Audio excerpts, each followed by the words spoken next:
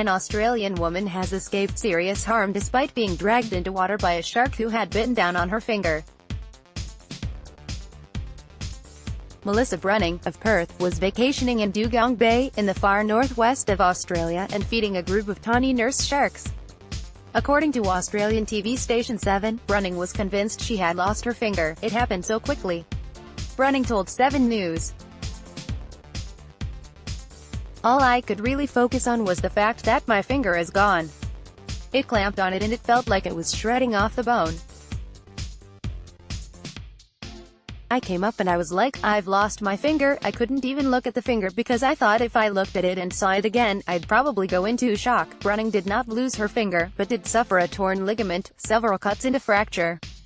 It also became so severely infected that she required an operation upon her return to Perth, the state's capital city. Speaking to the West Australian, 34-year-old Brunning said the fault was entirely hers, not the sharks'.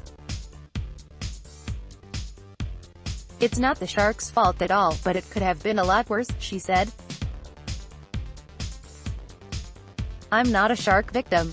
I have full respect for sharks. I think they're incredible. I've always had the opinion that when you're in the water, they're top of the food chain. It's their domain. According to shark attack data, Western Australia has seen 114 unprovoked shark attacks since 1900. Of those, 27 were fatal. A further 60 shark attacks were deemed to have been considered provoked. Between 2010 and 2013, 7 people were killed by a shark in Western Australia. The government introduced a plan to cull sharks in 2014, but it was abandoned after the Western Australian Environment Protection Authority decided against endorsing it.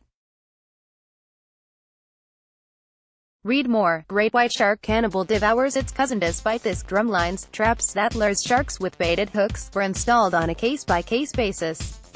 In October 2014, a drumline was used to capture and kill 2 great white sharks spotted in Esperance.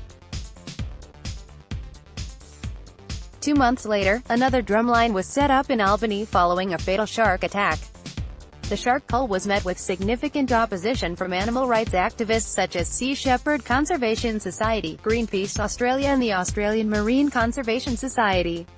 The practice of using drumlines has since been abandoned by an opposition party elected into the Western Australian state government.